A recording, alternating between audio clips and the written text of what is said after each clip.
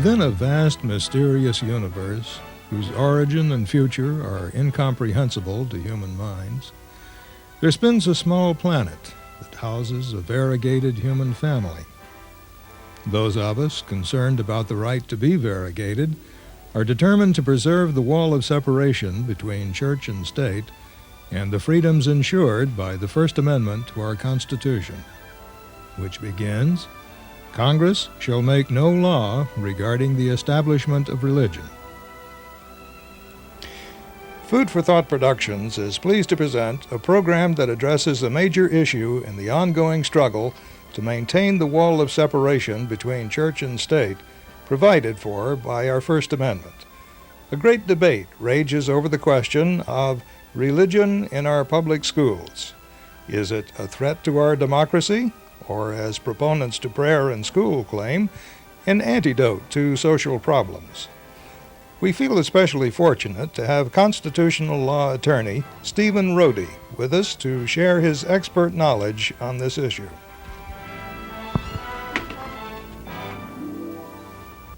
The Anti-Defamation League presented a panel recently that was co-sponsored by several organizations, including Americans United for Separation of Church and State, the LA Unified School District, and People for the American Way, and several others. And there was a very distinguished panel speaking on the topic of religion in our public schools, threat to our democracy or antidote to social problems. Among the panel were very persuasive speakers, but none more so than the attorney that was on the program. And I feel very fortunate that he agreed to come and do this program for us. And I'd like to welcome you, Mr. Steve Rohde. Thank you. And I don't know how you can be as active as you are, and knowing that you have a practice in Century City and that you have a family and so forth. What other things do you do in the community? Well, I'm a constitutional lawyer, and a lot of my practice has to do with constitutional issues. I'm a member of the board of directors of the American Civil Liberties Union of Southern California, and I'm also on the board of the Beverly Hills Bar Association and chair of their Individual Rights and Tolerance Committee, and I do a lot of writing and public speaking. Oh, yes, you're a great public speaker. That's why I was excited when you agreed to do this. Well, I took notes from all of the speakers, of course, and what I took the liberty of doing was kind of setting up some questions so that you can cover everything the panel did, which I'm sure we can do in a half hour. Well, we'll try. Now, your position as far as prayer in school is pretty clear, that it shouldn't be permitted or endorsed by the government, but it is permitted under certain conditions. Could you tell us what those conditions are? Sure. Well, let me give you a little bit of background. All right. The First Amendment to the Constitution both protects religion, but it also says that Congress shall make no law establishing religion. Given our historical roots, the founders of this nation were very concerned that the church not control government and that government not control the church. Right. These are our origins. This is why this nation in part was founded. And so when James Madison and the others wrote the Bill of Rights, they put that right into the First Amendment. And we've been trying to live under those rules ever since. Thomas Jefferson called it a wall of separation between church and state. And when it comes to our public schools, that separation means that public money and public resources and public teachers should not be used to promote religion generally or any specific religion. And therefore, in the last many years, it's come down to the question of prayer in schools, that no student, no child, should have to attend a school in which a prayer is mandated by the school system. Curriculum. Exactly. Because that child may be an agnostic, that child may be an atheist. Also, that child may not be a Christian. Many people say this is a Christian nation, but this is not a Christian nation. It is a nation made up of Christians and Jews and Muslims and Buddhists and atheists. And so it would cause a student to feel like an outsider Right. if an organized prayer was being required. So as a parent, you probably feel that aside from all the legal issues, it's just not fair to a child to be Exactly. made to feel they're an outsider. Yeah, you know, school is hard enough on kids, and there's so much for them to deal with these days. Right. That it's no excuse to say, oh, prayer is voluntary. Years ago, they used to say, oh, if a student doesn't want to give a prayer, they can just stand outside in the hallway while the other students are giving the prayer. This is no way to marginalize our students. Clearly, however, religion, the topic, the values of religion as a historical force, as a force in literature, can be taught in public schools. What is unconstitutional is having school-mandated prayer in school. Where they're proselytizing. Exactly. One particular. I think there are about 1,000 different versions of Christianity. Well, I saw a figure last night that there are 1,500 sects and religious bodies in the United States of America. Yeah, that's right. America is a very... Who gets to be picked? Yes, exactly. and America is a very religious nation. Because they can have all the choices. Exactly. Because the law protects the exercise of religion. We're very right. serious about that. That's right. But to keep government out of religion is why we have these rules. It also protects people who are not religious because, is it Article 6 of, is that the Constitution or what, where you cannot use religion Yes. as a standard for Exactly. public office. In the Constitution, even before the Bill of Rights, is what you're I see. referring to, they said you could not have a religious test for public office. Right, I so mean, everybody's protected. Exactly. Exactly. Now the people who claim we need to have prayer in school, and that if we had prayer in school, that would solve a lot of social problems, you know, like crime and broken families and everything from unwed mothers on down the line. Now, how do you answer those arguments? Well, there's no question that schools can continue to teach values. They can teach values of honesty and integrity and respect for other people and tolerance. But those values do not have to be taught in the context of a mandated prayer or religion. Also, our homes are really where those values start. And we should not expect our schools to do everything that parents and community organizations and the Boy Scouts and the Girl Scouts and our church organizations and our synagogues and our mosques, those organizations have a great influence on our students. So what you're saying is there are lots of organizations in the community, and it's not the church's responsibility solely. There are all these other organizations. And certainly the schools have a primary duty to educate. Right. And we should not lose track of that in order to load up on the schools. I think we expect our schools to do too much sometimes. And then we complain when they're not doing everything. I see. And I think other portions of society have to play a role. Pick up. Oh, yes. I believe in that wholeheartedly. I believe that when people go into law, they sometimes have a difficult choice of being a preacher or a teacher or a lawyer. Yes. So what would you tell the listeners would be a way to combat this chipping away at the wall of separation? What can we do as individuals? Well, I think first of all, you can vote. You have to know who's running for your local school board. You have to know who is running for public office. You have to educate yourself, and then you have to go out and vote. I think you have to know what's happening in your children's schools. Visit your schools. Visit school board meetings. Speak up when you disagree with what's happening. Write letters to the editor. Be a citizen. And you can also join organizations, People for the American Way, Americans United for Separation of Church and State, the American Civil Liberties Union. These are organizations that are not against religion. They are in fact in favor of religion, but keeping government out of religion. So people have choices. Exactly. I think so. Now, the Supreme Court is very influential in these matters. Yes. And we don't vote for the Supreme Court justices, so what do we do about that? Well, we only vote for a president who then nominates a Supreme Court justice, and then the Senate has to approve his or her nominees.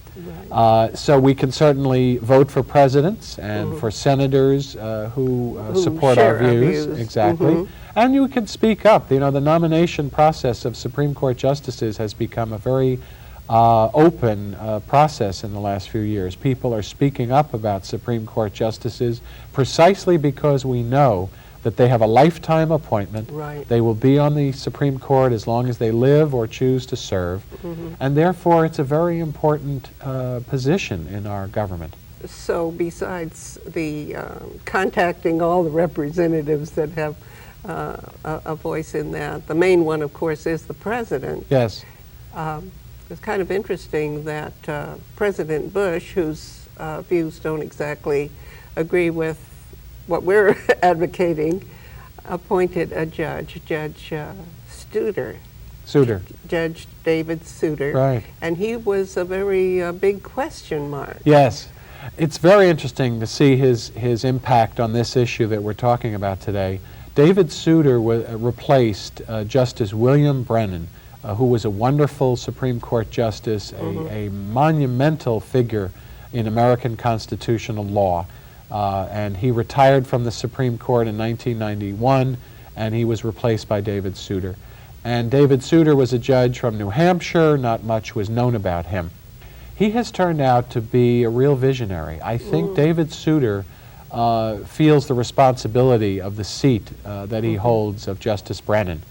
And David Souter has upheld the separation of church and state. He's written eloquently about the founders and why no religion should want to have state endorsement, because if the state endorses you, the state can destroy you. And if the state supports you, the state can take away that support. So that religion... If the government supports your church, your religion, yes, they have a voice in what you do there, in controlling it. The Progressive Religious Alliance, which is a wide range of mainstream religious groups, and they're very much in favor of separation. Yes. Because they don't want the government telling them how to run their congregations. Exactly. That's another danger that the religious groups would have. I mean, maybe it's attractive at first to say, gee, we want government support, you know, financial support. And but there's no free lunch. Exactly. And so you cannot have the kind of separation if prayer in school is supported by government. Now, what is the makeup of the Supreme Court? It's very influential, as we know, and who do we have there now? Well, the Supreme Court has a strong conservative majority, led by the Chief Justice, William Rehnquist, Justice Scalia, Justice Clarence Thomas, whose confirmation hearing, of course, was extremely controversial. Right. There is, however, a broad middle now developing on the Supreme Court. Justice Anthony Kennedy, David Souter, Ruth Bader Ginsburg, Stephen Breyer. So there is a belief that the center will hold on this Supreme Court, that there will be no radical changes in Supreme Court doctrine, including separation of church and state. But the next appointee is very crucial. It could be, every appointee is crucial, and it's a question as we sit here today whether there will be a vacancy and what the next Supreme Court justice will bring to the court. I thought it was very intriguing when you were speaking at that meeting that you said the government supports every kind of free speech and except what was it? I wrote this down. The only system of thought that the Constitution prohibits the government from supporting is religion. Yes, let me expand on that. Why not religion? What other types of things are protected, for instance? This is misunderstood often. The Bill of Rights, the only thing the Bill of Rights says that the government cannot endorse is religion. Now that may seem like a hostility toward religion. What it is, in fact, is an understanding of the power of religion. That religion, as we have seen across the globe, can divide people, can cause wars and great disruption. And so that's why we have the separation of church and state. The Constitution, the government can support science, the government can support free enterprise, the government can support capitalism, the government can support free media. But what the government cannot support is religion. And I make that point to emphasize how powerful the Founding Fathers knew religion was and how serious that separation had to be. And they were pretty much aware of how this power had been misused by the church in the past. And they were religious men and women. So this was not an antagonism. In fact, it appreciated how powerful religion has been. And look what they did for us more than 200 years ago by doing this. We are still a powerfully religious nation, but a democracy and a nation of freedom, whereas countries around the world who have not approached separation of church and state in this manner have seen terrible division and civil wars. And they've also dropped as far as their religious people are concerned. That people in this country, apparently, the percentages are much higher than in other countries. I've read that 90% express a belief in God, 63% have church membership. So we've seen that these rulings of the Supreme Court that some people attack have protected religion. And when people today in Congress, as we sit here, they are trying to pass a constitutional amendment to put school prayer back in schools, arguing that we are in terrible disarray today because we've taken religion out of schools. In fact, we have a very religious nation, and the cause of our problems is not school prayer. Other reasons. Exactly. So the other big issue, and I'm on the board of the San Fernando chapter of Americans United for Separation, and one of the big issues is the voucher situation. Now, the argument on the side for vouchers is we're paying for our children's private education. Why should we pay taxes for public schools? We're not using public schools. Now, what are the arguments against vouchers? Well, we have a system of government in which we pay taxes. We pay taxes to support the fire department and the police department and public schools.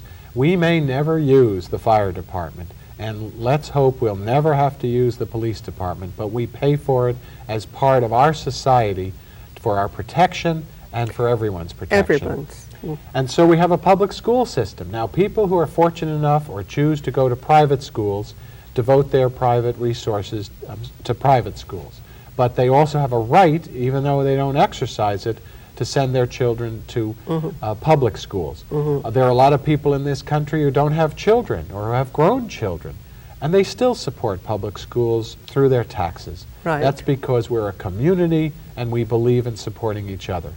The danger of vouchers is that vouchers would take public money, taking it away from our public schools, which dearly need all the support. Shrinking the tax revenues. Exactly. So here, when we want to be helping our public schools and improving public schools, we'd be taking money away, we'd be giving it to people who can otherwise afford private school and giving them financial support. And most of those private schools are also religiously based, so the use of vouchers would again violate the separation of church and state, taking public money and supporting private religious schools. It's wrong. It's been struck down by the U.S. Supreme Court on several occasions. But Lee, I think the next several years are going to see renewed efforts to support vouchers. Republicans in Congress have said they're going to be pushing for vouchers. We're going to see it in state legislatures, and it's just another battle that people who believe in separation of church and state are going to have to wage. So there are many issues that battlefronts to keep that wall of separation intact, and vouchers is a big one. And Jefferson said the price of liberty is eternal vigilance. You can never rest on these rights. So every day they have to be defended. All the founding fathers did was give us a platform. We have to keep... They give us a challenge, and it's something we have to uphold. And I think it's a wonderful blueprint, but it's we're still building our society. That's right. They gave us a blueprint, is what they did. I think what most people forget is that every single person that lives in this country is affected by the education system, and our future is affected. And you're going to be affected by the children in public school as much as your own children if you send them to private school. Exactly. We have to turn back to that sense of community. Instead of a narrow sense, I'm going to have what I get, I'm going to spend it on my children, I'm going to spend it on me. You don't live in a world like that. You go out in the world. You deal with people who work for the government, people who work in stores, and you need a well-educated America for the benefit of everybody. Exactly, exactly true. What about the Istook Amendment? What is that about? We hear a lot about it, and none of us know exactly what it's trying to accomplish. This amendment would put school prayer back in schools, and it really is a danger to American society.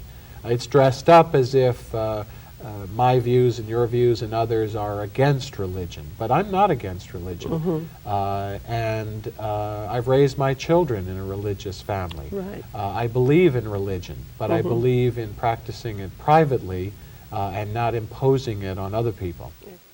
Well, that's the nature of religion, is it's based on belief. How can you win an argument over belief? Exactly. So since there's no right or wrong, religious belief systems cannot be what we base our governmental affairs on.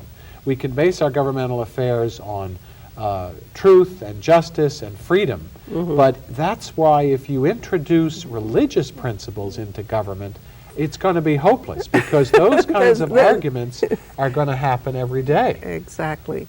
One of the misconceptions many people have is that there is the Bible, which includes an Old Testament and a New Testament, and it is the Bible that has everything in it that you can count on if you want to live a good life and so forth. There's no such thing as the Bible. We're doing a series on what Martin Luther called paper popes. When he broke away from the Catholic Church, he said, we don't need a person in Rome telling us what to believe. We have paper popes, meaning the Bible. I see. Well, he rewrote the Bible differently from what the Catholics had. Sure. And then there were a lot of different splitting up, the Eastern Orthodox and so forth. So there were many, many versions of the Bible, many interpretations and choices of what would go into it. And as you know, today, you said there's 1,500 different points of view. Right. Well, they just pick and choose what they want in their Bibles, and there are countless number. So, and then I think within each congregation, the ones who've decided on a certain creed and a certain Bible, each one has a different interpretation. Of course. You know, some of these issues... And I think that's great. Well, of course, that's the diversity. That's the strength of America, I think. Right. But it's also something we have to protect. These issues often come up around the winter season. Public school teachers, I'm told, call it the December dilemma. How do you deal with a holiday season? We don't just have people in public schools who celebrate Christmas, nor, frankly, do you divide the world into those who celebrate Christmas and those who celebrate Hanukkah. There have been organizations when there are Christmas trees in a public park, which is supported by public money, and that's been attacked. On public property. On public property. Right. They think by putting up a menorah, you have somehow neutralized the Christmas tree. But you haven't done that. And there are a lot of people who are neither Jewish nor Christian and who don't celebrate either of those holidays. They celebrate a vacation in the middle of winter. Yes. Those people are Americans too. That's right. And we can't ignore them. That's right. And they're entitled to their public parks and not having their tax money go to one religion or another religion. Exactly. There are a whole range of beliefs in America, and we simply cannot endorse Choose one or another. That's true. I was, you said that you had been invited to speak to some teachers on the December dilemma. Yes. But there's another dilemma, maybe not a dilemma, the idea of teaching about religion in schools. Yes. Now, I noticed that one of the sponsors of the panel where I first saw you was the Multicultural Collaborative, and the woman who spoke from the Board of Education, Right. concerned about the fact that this being a multicultural country, it's important to know about these various, so teaching about religion is That's a good way to put it quickly, to teach about religion, not teach religion. How could you talk about the history of the world without talking about religion? How could you teach the history of the civil rights movement without talking about Martin Luther King? So clearly, or the Bible as literature, or great works of art as having a religious base. I was at the Getty Museum, and look at all of the art that portrays Jesus. that was supported in the early days. Exactly. You know, we have run out of time, and we've got a lot more to say, but I hope we can do this again. Absolutely. It's been a real pleasure having you here, and you just covered everything the whole panel did, and I think that it's wonderful that you've taken time out from your busy life. I appreciate that. We hope you have found this program intellectually stimulating and that you will continue to investigate the ideas raised here. To connect with other like-minded individuals, please contact any of the dozens of free thought organizations, such as the American Humanist Association, American Atheists, the Center for Inquiry, and Atheists United. You may also email the producer directly via leebaker27@gmail.com. This program has been distributed through the courtesy of Atheists United.